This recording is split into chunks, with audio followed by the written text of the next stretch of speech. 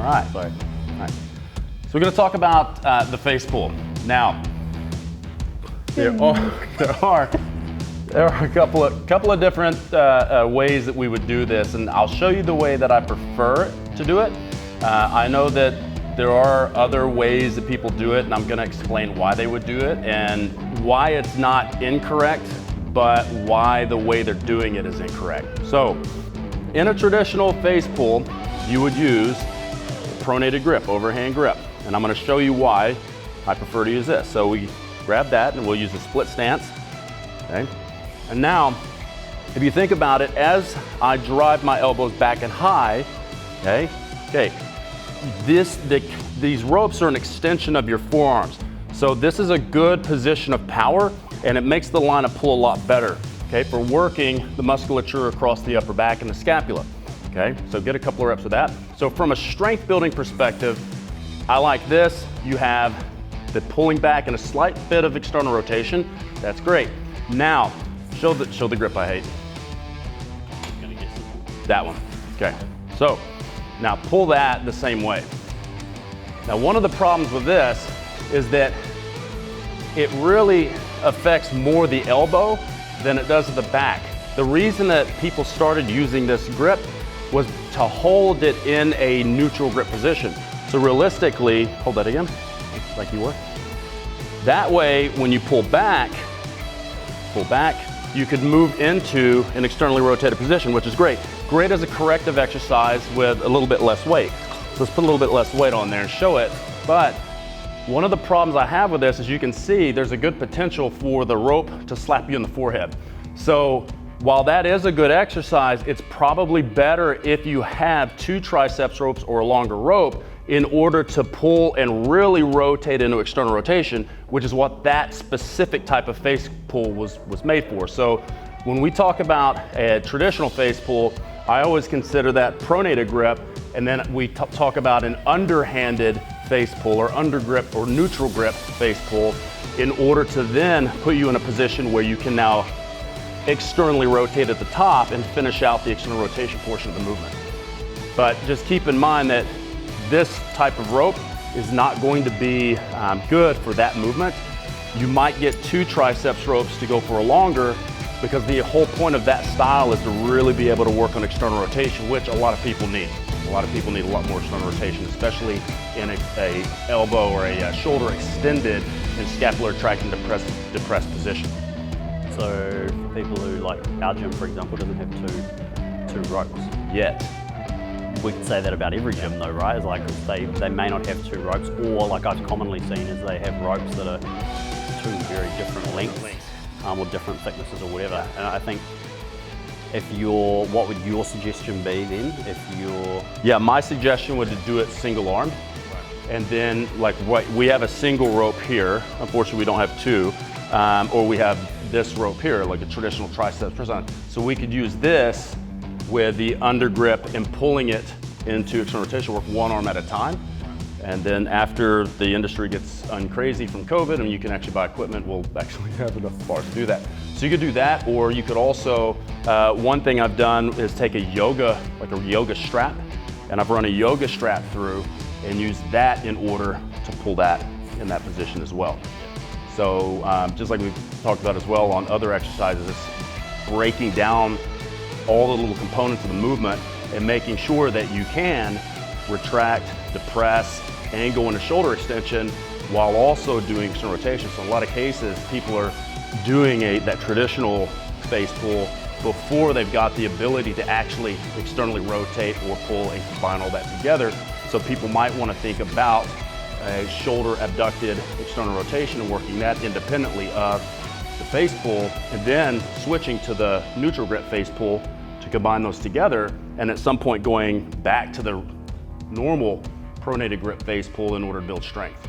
And I think this is similar to what you just mentioned with the yoga strap, is that because I see a lot of people do this with a band, and I think I don't have a problem with the band, but we just got to think about where it's overloading, right? It's like it's always overloading the shortened range. And something that I think it was Jordan Shallow who mentioned, like especially with that type of movement of going into the external rotation, is that people are constantly chasing weight rather than the movement. Right. And so if we're thinking about the same way dumbbell external rotation, if you can't do a dumbbell external rotation effectively, you don't add more weight. You try and make sure the movement is better, but you're also thinking about then, what are we using that movement for? That is not our max strength movement, for example. Like that is there as the supplementary exercise to help something else be better. And that is something I think you see often common with face pulls, is that like, just for the purpose of demonstration, if we think about where people set this up, whichever way they may set it up, but then feet aren't in a split stance, and we're massive hyperextension to try and get the rope back, because we're chasing the number of weight, we're chasing the amount of weight on the stack, rather than actually focusing on, can I get the positioning correct? Correct, right. And so for a lot of people, that might be working on just this movement here and getting it here, and then eventually moving into external rotation, and then switching to a longer rope to go further into external rotation, but earning your exercises and earning the movements, and making sure that you can do all those components of the movement before you actually combine them into one full range. And going off of what you said about what Jordan said, at a Gymnastic Bodies certification seminar that Zoe and I went to, one of the guys asked one of Christopher Sommer's guys, O-Wrench, if you look at mobility and you look at strength, which one is most important first? And O-Wrench said mobility is the most important thing, then strength, right? And I would tend to agree with that if you don't have full range of motion as something where it's painful or you can't achieve that, it's probably better to get the movement and the technique and the mobility of the movement, then weight it, than to think that chasing strength is going to fix the problem. Because chasing strength in a bad movement pattern or poor mobility is never going to rectify the problem. It's always only going to amplify the problem. Can we just talk, while we've got this here, your setup? So different people will set that at different heights. Now obviously we've got, for example, the rope rows to throat, rope rows to head, rope rows to nose, all these different variations, as well as seated versions in terms of being on a lat pull down type machine or a seated row machine. What are you setting it up to target in terms of, if someone has, for example, some people notice with a face pull is they notice they get a lot of scapular elevation and they get a lot of overactivation of the neck. So me preferentially, exactly, I would go higher, working on more depression. Yes. But this is always going to be varying from individual to individual in terms of, I had a chat with one of our clients and they just felt that it just moved a hell of a lot better for them to be going slightly lower and pulling up. They just felt a better level of contraction than then when they needed it higher or lower, whatever it may be. And here's one of the conundrums of it, right? People will always, especially when you look at the relationship between the lower traps and upper traps, everyone always thinks that their upper traps are hypertonic because they're overworked. And in a lot of cases, they might be underworked and over-shortened in order to carry the rib or the clavicle and the scapula higher. So in a lot of cases, you'll hear people talk about not pulling from this position because they don't want to overwork the traps. But in some cases, that's exactly what the traps need, especially if you're allowing the shoulders to come forward to stretch the traps and then bringing them back up and working them in that range of motion. Right? So in a lot of cases, that can be a very beneficial exercise, and realistically, we need to listen to our clients. If something feels better and it looks better on video or while you're in person training them, then that's probably the right movement for them. And then if we do something like with that client, if we brought this up high and did a kneeling or a seated one for scapular depression, retraction, and working the lower traps, that might feel completely awful for them because it might not be the right exercise for them. I think I like your cue there, is that we think about the rope as an extension of the forearm, because I think it's the same with a lot of lat pull down movements or cable-based movements, is that we tend to lose sight of the forearm or a part of the arm being in line with the cable, and we start to try and move the object as close as we can to the body. And for example, a face pull, we end up dropping the elbows and the wrists end up in kind of like this T-Rex position, trying to just get the thing in as close as we can, rather than thinking about, are we keeping the joints in alignment to maximize that line of pull for the muscle that we're actually trying to target.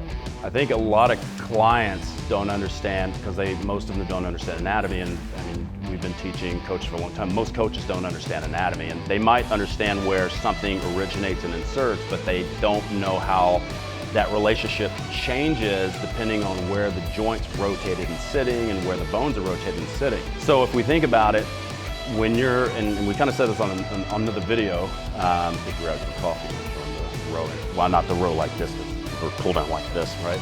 So if you think about it, none of the muscles that you're working when you're doing a row, when you're doing a pull down, none of the things that you're trying to work, which is working around the humerus and working around the T-spine, scapula, humerus, and all this area, none of that's attached to your forearm.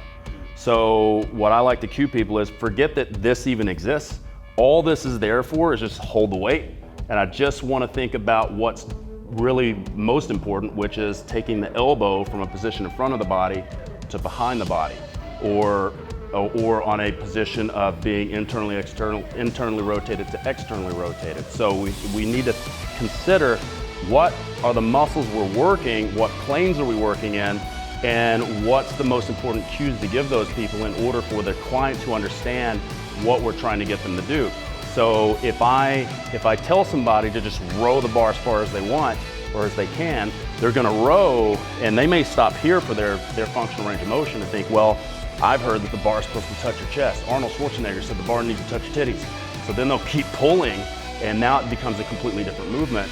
And in a lot of cases, it becomes a faulty movement and ends up creating long-term pathologies. And something is you just mentioned on the client side as well is that clients don't have an awareness necessarily of what muscles to recruit. And I think that's where sometimes teaching positioning in the sense of, okay, if they can't feel something, teaching them, okay, your forearms, for example, elbow to wrist, then wrist to the cable, that should all be just one straight line. That's all we need you to focus on, because for a lot of us, and I know I was the same way when I started training, is that when I first came through the Muscle Nerds program design, is that you remember with Cedric Rose, for example, I thought I was engaging my lats, but I was very over rear delt dominant. But for me is the association of, well, I think I can feel my lats, I can't see them, therefore the movement must be correct, right? And I think that's where for a lot of our clients is that visually they work what they can see. Yeah. So if they can see the rope as an alignment, then that's gonna first ingrain the right movement pattern, because they can't see anything on their back. So they don't know, am I working my rear delts, I don't know what part of my back I'm working. So if they know the movement's set up correct, then that starts to associate what they're feeling in terms of what they see. Right, because a lot of times their brain will give them faulty feedback on what's actually really happening. So we'll have people all the time that'll squat and you go, how'd that feel to you? And they go, oh, it felt wonderful. And then you show them the video of them squatting and they're like, holy shit. And they're surprised at how twisted and rotated and shifting they are, because their brain, that's a natural, normal movement pattern for them because they've been doing it for so long. So those kind of cues, and like when we teach the cable split squat, okay, why do we like the cable split squat? Well, the cable gives you a guideline to move like an escalator instead of an elevator, so it guides people in that escalator pattern instead of them doing this, right? So those little cues and those little implements can move people in the right direction to then reinforce their brain how it's supposed to feel, to where they should be able to do actual movement with their eyes closed. That's all I got. Yeah, sounds good. All right.